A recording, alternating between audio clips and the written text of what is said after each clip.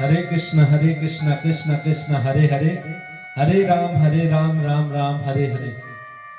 तो सभी भक्तों का आज की इस कृष्ण कथा में हार्दिक स्वागत है। इस संसार में हम देखते हैं जब कोई व्यक्ति साधु का संग करता है अर्थात भक्तों के साथ जब मिलता है ना, तो भक्त उन्हें ये उपदेश देते हैं कि आप भक्ति में जुड़ जाइए, आप भगवत गीता पढ़िए, नाम जप कीजिए, प्रसाद खाइए, अर्चा विग्रह की सेवा कीजिए। तो संसार के लोगों को इस बात के संशय होते हैं कि आप बोलते हैं भगवत गीता पढ़िए, तो भगवत गीता पढ़ने से क्या लाभ होगा? भक्तों क्यों भगवत गीता पढ़े? तो अगर इसका प्रश्न जानना है ना, तो गूगल में आप सर्च करेंगे ना, तो आपको इन सारी समस्याओं के उकेल जो होते हैं ना, समस्याओं के हल, वो आपको गूगल में नहीं मिलेंगे। जन्म मृत्यु के चक्र से छूटना है, इसका हल आपको गूगल से नहीं मिलेगा। उसके लिए आपको भगवत गीता पढ़नी पड़ेगी। महात्मा गांधी को जब समस्याएं आती थी ना, तो वो उन समस्याओं का हल ढूंढने के लिए भगवत गीता पढ़ते थे। भारत के प्रधानमंत्री अमेरिका में जाकर के अमेरिका के प्रधानमंत्री को जब भगवत गीता गिफ्ट देते हैं ना, और कहते हैं इससे बड़ी चीज मेरे पास और कोई नहीं है, तो ये हमें समझना चाहिए कि गीता की वैल्यू क्या है। और भक्ति करने के लिए आपको कहा जाता है, तो आप बोलेंगे हम क्यों भक्ति करें? क्यों क्यों क्यों मन में प्रश्न होते हैं। तो उसको समझे, कोई ओला, कोई उबर, कोई कार, कोई मर्सिडीज, या कोई एयर जेट, या कोई एरोप्लेन, या कोई इंडियन एयरलाइंस आपको भगवान के धाम गोलोक नहीं ले जाएगा। सिर्फ और सिर्फ कृष्ण भक्ति ही आपको गोलोक धाम ले जाएगा। इसलिए आपको भक्ति करने के लिए कहा जाता है।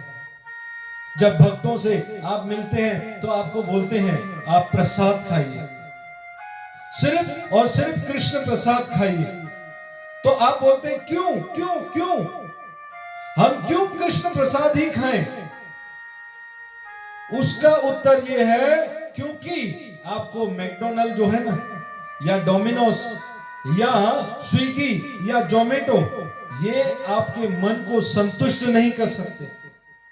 इससे आपका मन हमेशा असंतुष्ट रहेगा, आपको वो शांति नहीं मिलेगी जो शांति आपको प्रसाद खाने से मिलेगी।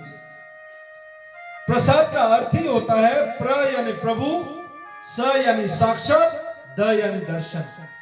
जब आप प्रसाद खाते हो उस समय आप प्रभु के साक्षात दर्शन करते हो, आपका मन संतुष्ट हो जाएगा, आपका हृदय पवित्र हो जाएगा, शुद्ध हो जाएगा।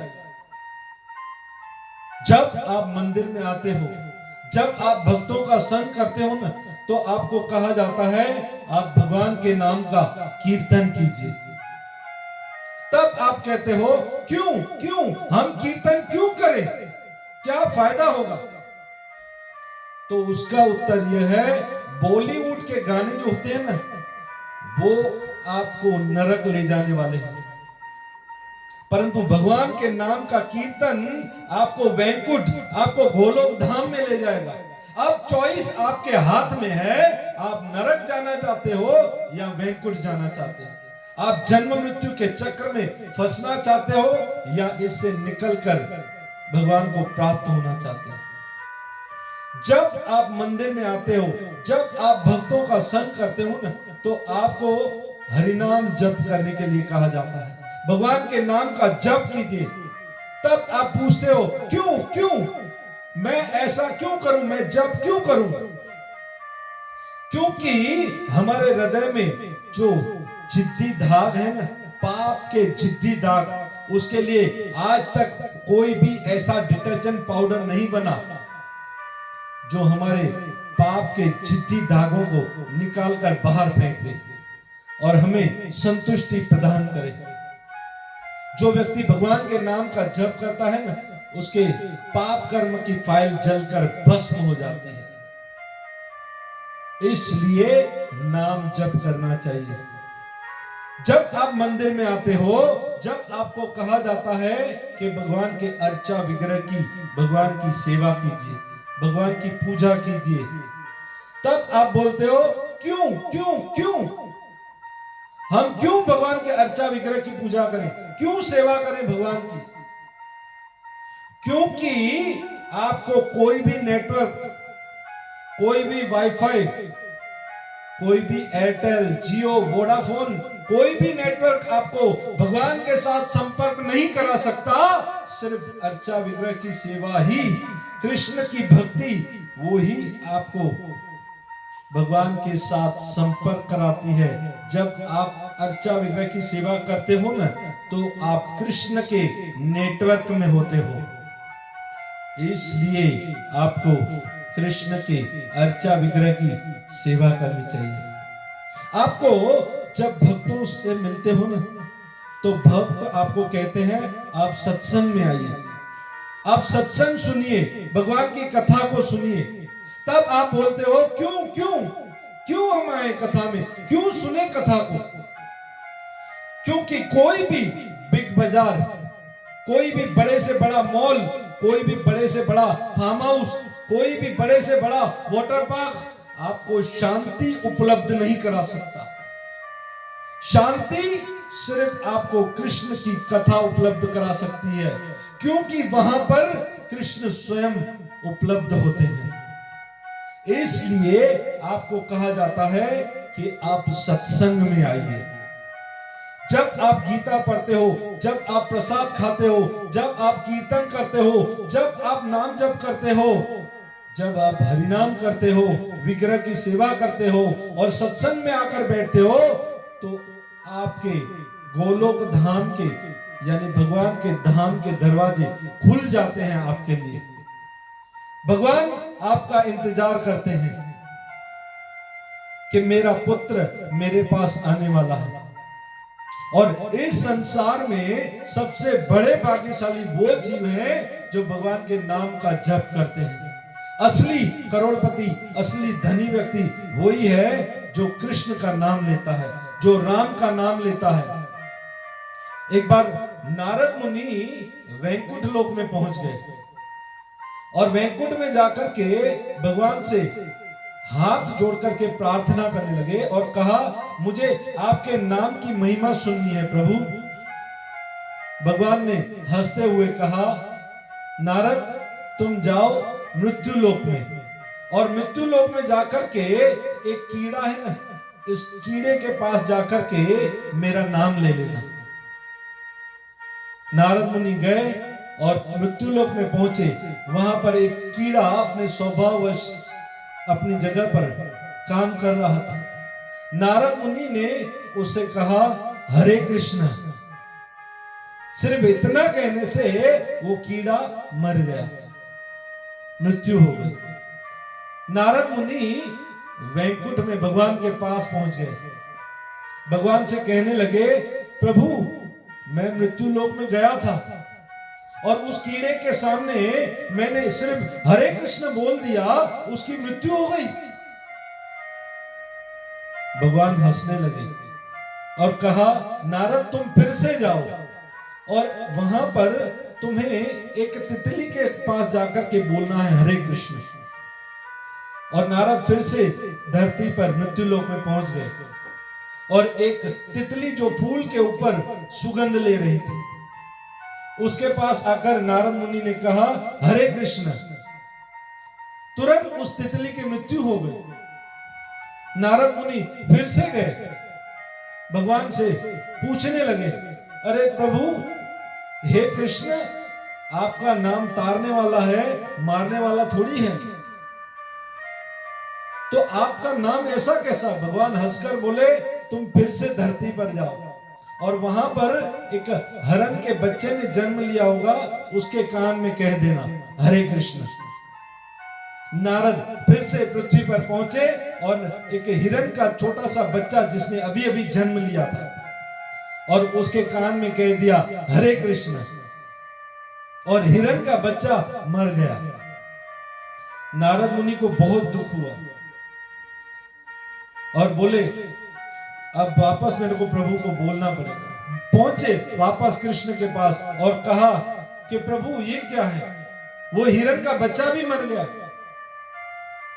अब बोले कि तुम फिर से जाओ, एक गाय का बछड़ा होगा जिसने अभी अभी जन्म लिया होगा, उसके कान में बोल देना।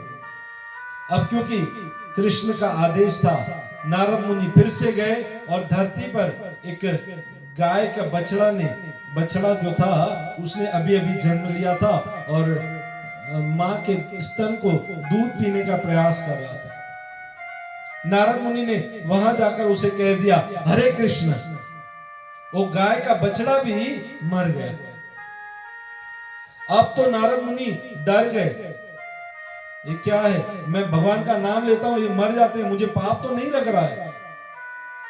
और गए कृष्ण के पास थोड़ा क्रोध में, बंद कीजिए ये नाटक, नहीं जानना है मुझे हरि नाम की महिमा को, कृष्ण के नाम की महिमा को।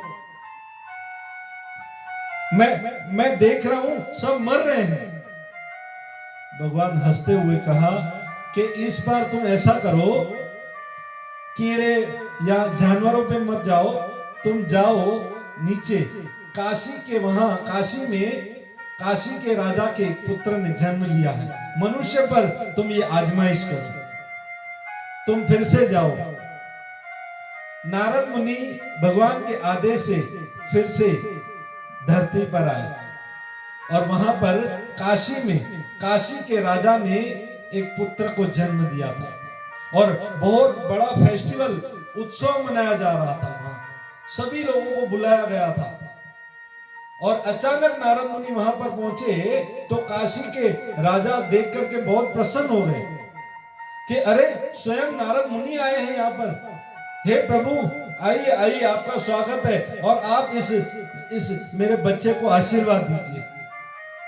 अब नारद मुनि सोच रहे थे कि अगर मैं इसको मारूंगा, बदनाम हो गया तो मेरे को हत्यारा बोलेंगे लोग, मैं बदनाम हो जाऊंगा। इसको मैं अगर हरे कृष्ण बोल दिया और ये मर गया तो।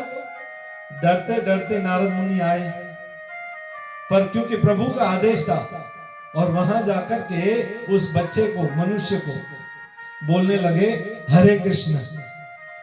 जैसे ही बच्चे को हरे कृष्ण कहा तो उस बच्चे ने भी नारद मुनि को प्रणाम किया कि हरे कृष्ण, हे गुरुदेव, हे नारद मुनि, मैं आपको प्रणाम करता हूं। नारद मुनि आश्चर्यचकित रह गए, एक जन्मा हुआ बच्चा कभी बोल सकता है? तब नारद मुनि ने पूछा कि तुम कौन हो? तब उस बच्चे ने कहा कि हे नारद मुनि, आप अभी तक भगवान के नाम की महिमा को नहीं समझ सके।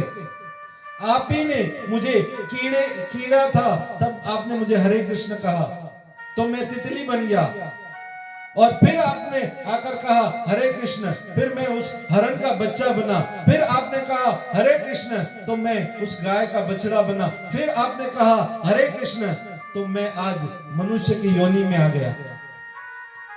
ये आपका आशीर्वाद ही तो है।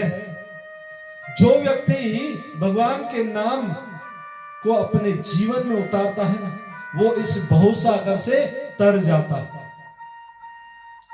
इसलिए हमारे इस्कॉन के भक्त रोज सुबह हरिनाम संकीर्तन करने के लिए बाहर जाते हैं, ताकि वो गाते हैं, लोग किसी भी प्रकार से सुने। कोई मच्छर हो, कोई गाय हो, कोई कुत्ता हो, कोई भी जीव हो, वो भगवान का नाम अनायास ही सुन ले, ताकि उसका ऐसे कल्याण हो जाए जैसे इस कथा में आपने सुना। इसलिए भगवान के भक्त बड़े दयालु होते हैं, हर जगह कीर्तन करने के लिए जाते हैं और लुटाते हैं भगवान के नाम को। लूट लो जिसका दिल चाहो मैं, हो लूट लो जिसका दिल चाहो मैं, शोर मचाऊं गली गली। राम नाम के कृष्ण नाम के हीरे मोती मैं बिखराऊं गली गली। हो लूट लो जिसका दिल चाहूं मैं। उस व्यक्ति का जीवन का सबसे बड़ा दिन होता है जिस दिन वो भगवान के नाम को अपने जीवन में उतारता है। जब वो बोलने लगता है ना, हरे कृष्ण कृष्ण कृष्ण हरे हरे, हरे राम राम राम हरे हरे, उस दिन उस व्यक्ति का सबसे बड़ा दिन होता है। हैप्पी बर्थडे टू यू ये जीवन का बड़ा दिन नहीं है।